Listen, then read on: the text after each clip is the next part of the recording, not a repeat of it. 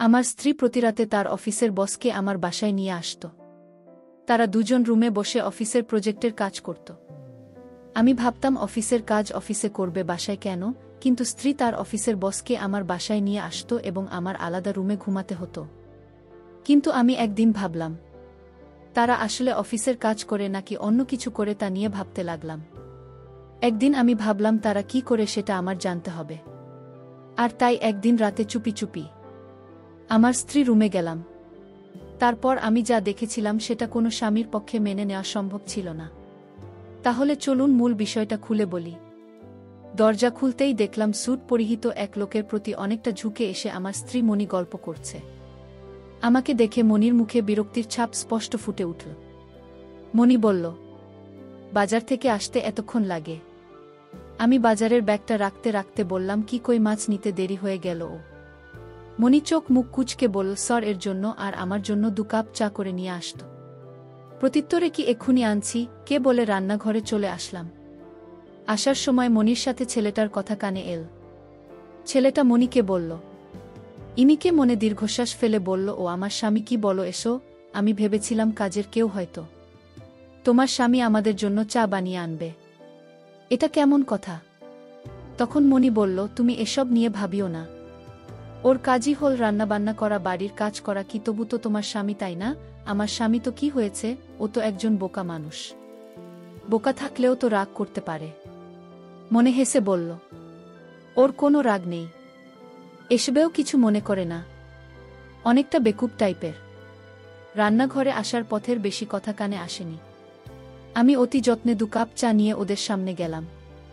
4টি বিলের চা রাখতে স্যুট পরিহিত লোকটা আমার সাথে হ্যান্ড সাইফ করার জন্য আমার দিকে হাত বাড়িয়ে বলল, হ্যালো মিস্টার তুহিন, আমি রিফাতুল, মনির অফিসের বস। কি আমার হাত নোংরা? নোংরা হাতে হ্যান্ডসেট করলে নিশ্চয়ই মনির বসের ভাল লাগবে না। আমি বললাম, দুঃখিত স্যার, আমার হাত নোংরা, তাই আপনার সাথে মশাবা করতে পারছি না। উনি হেসে বললেন, আরে এটা কোনো ব্যাপার নাকি, আমি মশাবা করলাম। উনি বসতে বললেন, আমি বসলাম। উনি বললেন, মনি আর আমি ক্লাস নিচ্ছিলাম, এখন বাবার বিজনেস সামলাচ্ছি, আমাকে স্যার ডাকবেন না প্লিজ। মনের দিকে তাকালাম, দেখলাম উনি যথেষ্ট বিরক্ত হচ্ছে, চোখ মুখ কুঁচকে বসে আছে। আমার উপস্থিতি ওর মোটেও ভালো লাগছে না, বুঝতে পারলাম। আমি বললাম, আপনারা কথা বলুন, তোমার স্কুল ছুটি হবে কিছুক্ষণের মধ্যে, ওকে আনতে যেতে হবে। কি মনে বলল কি তোমার তো স্কুল ছুটি হবে একটাই, এখন বাজে মাত্র 10 টাকা। আমি বললাম, স্কুলে খেলাধুলা হচ্ছে, তাই তাড়াতাড়ি ছুটি হয়ে যাবে। ও হ্যাঁ, মনে ছিল নাকি? এত কাজের চাপে মনে না থাকাই স্বাভাবিক। তোমরা বসো, আমি যাই, দেরি হয়ে যাচ্ছে। বাসা থেকে বেরিয়ে দেখলাম লাল রঙের প্রাইভেট কার দাঁড় করানো। ইদানিং রোজই গাড়িতে করে মনির বোস বাড়িতে আসেন। মনিকে একদিন জিজ্ঞেস করেছিলাম, উত্তরে মনি বলেছিল ওদের নতুন প্রজেক্ট নাকি শহরের বাইরে গাড়িতে করে যেতে হয়, তাই ওর বসের গাড়িতে করে সেখানে যায়। মনি আমাকে মিথ্যা বলেছিল। আমি বেশ কয়েকদিন গাড়ির উপর নজর রেখেছিলাম। আমার বাড়ির নিয়ে কয়েক ঘন্টা দাঁড়িয়ে থাকে, তারপর মনিকে নিয়ে সোজা অফিসে যায়। তবে মনিকে বুঝতে দেয়নি আমি ওর মিথ্যা ধরে ফেলেছে। স্কুলে ঢুকতেই একটা মেয়ে বলল, তোমার আপনাকে হয়? 18-19 বছর বয়সের মিষ্টি চেহারার একটা মেয়ে, পরনে কালো ড্রেস। ড্রেসের নাম জানি না, মেয়েদের ড্রেসের নাম বিষয়ে আমার জানাশোনা নেই বললেই চলে। উত্তরে বললাম, আমার মেয়ে তো মা এখন স্কুল ট্রিটমেন্ট রুমে আছে, চলুন আমি নিয়ে যাচ্ছি। কি হয়েছে তোমার? তেমন কিছু না, পরে গিয়ে হাতে একটু ব্যথা পেয়েছে। কি? আপনাকে তো ঠিক চিনতে পারছি না।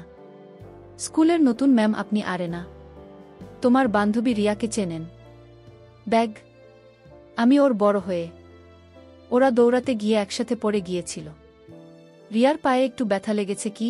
ট্রিটমেন্ট রুমে যেতে তো আমাকে দেখে চেঁচিয়ে বলল, বাবা আজকে আইসক্রিম খাওয়া বলেছিলে, মনে আছে?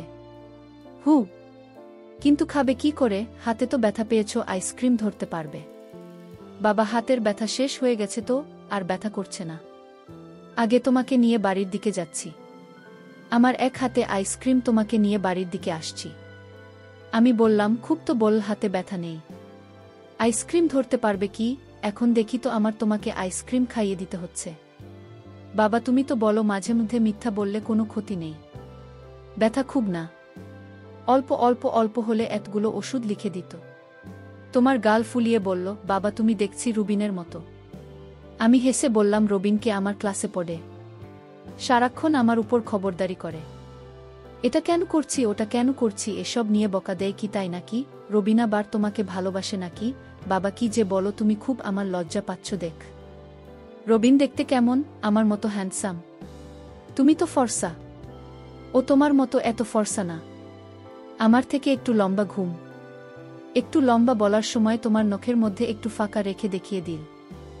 আমি বললাম, ব্যথা পাওয়ার কথাও জানে না? আজকেও আসেনি। কেন আসেনি আমি জানি।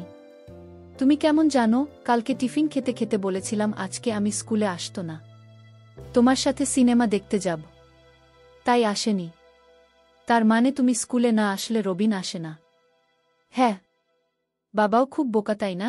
আমিও তো বোকা কি তুমি মোটেও বোকা না, তুমি খুব চালাক। মায়ের বলা মিথ্যা কথাগুলো তুমি টাচ করে ধরে ফেল। রবিন ছেলেটা দেখবে কয়েকদিনের মধ্যেই তোমাকে বলবে তো আমি তোমাকে ভালোবাসি। আমারও তাই মনে হয়। বাবা তখন তুমি কি বলবে? আগে বলুক, তারপর তোমার সাথে ডিসকাস করে উত্তর দিব। বাবা আমি রিকশায় উঠব। তোমাকে রিকশায় নিয়ে বাড়ির গেটের সামনে আসতে দেখলাম। কালো গাড়িটা এখনো দাঁড় করানো। এখন গেলে মনে হয় তো আবার বিরক্ত হবে। রাতে ঘুমানোর সময় টনটন স্বরে বলবে, স্যার আসলে তুমি আমাদের সামনে এসে ডিস্টার্ব কেন করো? তখন আমি বলবো, আমি শুনতে এসেছিলাম কিছু খাবে কিনা। মনি তখন কঠিন কঠিন কিছু কথা শুনিয়ে দিবেন। সেই কথায় হয়তো আমার রাতের ঘুমটাই উড়ে পালাবে। পুরাতন কাটবে উপন্যাস লিখতে। তোমাকে বললাম আমি চলো কোথাও থেকে ঘুরে আসি।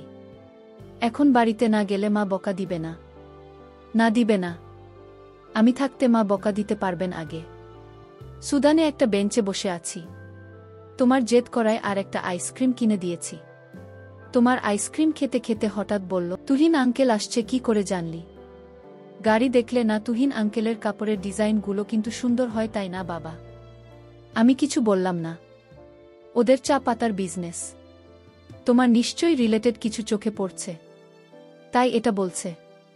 আমি বললাম, কোথায় দেখছো কাপড়ের ডিজাইন? 10-12 দিন আগে মায়ের ঘরে গিয়ে দেখেছিলাম তুহিন আঙ্কেল মায়ের কাপড়ে হাত রেখে কাপড়ের ডিজাইন শেখাচ্ছিল। আমাকে দেখে ডিজাইন দেখানো বন্ধ করে দিল। তখন মা বলেছিল তুহিন আঙ্কেল নাকি শাড়ির ডিজাইন দেখাচ্ছিল গো। তোমার ক্লাস 6-এ পড়ে। এইটুকু মেয়ে কখনো বাড়িয়ে মিথ্যা বলবে না, বিশেষ করে মনির ক্ষেত্রে। মনিকে তোমার প্রচণ্ড ভয় পায়। আমার কপাল বেয়ে ঘাম ছুটতে লাগল। সেই সময় কি হচ্ছিল কিছুটা আন্দাজ করতে পারছি। আমি বললাম, তখন আমি বাড়িতে ছিলাম না। না তুমি বাজার করতে গিয়েছিলেন। আমার জন্য রং পেন্সিল নিয়ে আসলে সেদিন দেখেছিলাম। আমি কিছু বললাম না, সোজা বাড়িতে চলে আসলাম। আমার কাছে ডাবল চাবি ছিল, সেটা দিয়ে দরজা খুললাম। তোমার নিজের ঘরে গেল। আমি নিঃশব্দে রুমের কাছে গেলাম। রুমের দরজা খুলতেই আমার নজরে পড়ল মনি বিছানায় শুয়ে আছে। ঘরে তোর বসত ছিল। আমি ঘরে ঢুকতেই আমার স্ত্রী বলল, তুমি যখন তখন রুমে এসে ঢুকে পড়ো, বাহির থেকে আগেই নক করতে পারো না। তুমি তো ভালো করে জানো আমি আর আমার বস রাতে ব্যবসার প্রজেক্ট নিয়ে আলোচনা করি। কিভাবে প্রজেক্টগুলো হাতে পাওয়া যায় সেই বিষয়ে আমরা কথা বলি। আর তুমি যখন তখন এসে আমাদের ডিস্টার্ব করো। নিজের স্ত্রীর মুখে সব কথা শুনে আমার মনে মনে রাগ হলেও কিছু করার ছিল। আমি নিশ্চুপ শুধু কান্না করে চলেছি। আমি এসব কি দেখছি? অফিসের কাজ অফিসেই করতে হয়। আমার বাড়িতে এসে তার অফিসের কাজ করে না, অন্য কিছু করে, তা আমার বোঝার বাকি রইল না। আমার স্ত্রী মনি বলল, তুমি যাও বাজার থেকে আমাদের জন্য কিছু খাবার নিয়ে আসো, আমরা আজ বাইরের খাবার খাব। আমি আমার স্ত্রীর কথাগুলো শুধু কান পেতে শুনতাম আর যথাযথভাবে পালন করতাম। মনি বড় ঘরের মেয়ে, তাই আমার বাবা আমাকে মনির সাথে বিয়ে দিয়েছে। আমিও যদিও বল ঘরে বিয়ে করতে চাইতাম না। আমার বাবা বলেছিলেন যদি আমি মনিকে বিয়ে না করি তাহলে বাবা আমায় তেজ পুত্র করবেন। আর তাই বাবার কথায় বাধ্য হয়ে আমার বিয়েটা করতে হয়েছে। আর সে যখন আমার ঘরে বসে আসছিল, তার পরদিন সে আমাকে শর্ত দিয়ে বসল, যদি আমি তার শর্ত না মানে তাহলে নাকি সে আমায় ডিভোর্স দিয়ে চলে যাবে। আমার বাবা বলেছিল আমি যেন আমার স্ত্রীর কথার অবাধ্য না হই। আজ আমার বাবা বেঁচে থাকলে হয়তো আমি দেখাতে পারতাম আমি কতটা যন্ত্রণায় আছি, কিন্তু বাবা তো আর নেই।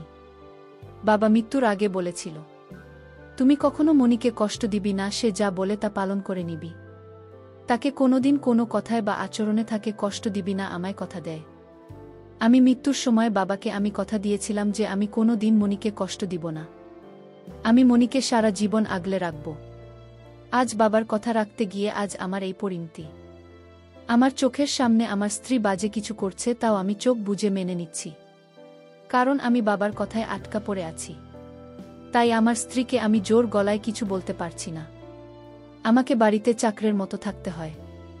তাতে আমার সমস্যা ছিল না, যদি অন্য কিছু না করত। আমি এখন যে আর সেই দৃশ্য দেখতে পারছি না। বাবা, আমি এখন কি করব বাবা? আমি সকালে বাবার কবরের পাশে গিয়ে কান্না করেছিলাম আর বলছিলাম, বাবা আমি এখন কি করব, তুমি বল। আমি কান্না করে ঘরে আসলাম। আমার মেয়েটা তার রুমে বসে লেখাপড়া করছে। আমি ভাবলাম মনের ঘরে গিয়ে দেখি উনি কি করছে। আমি মনির রুমের দরজায় নক করলাম। মনের ভিতর থেকে বলল, আমি আর আমার বস এখন একটা জরুরি কাজে আছি। আমি এখন দরজা খুলতে পারবো না।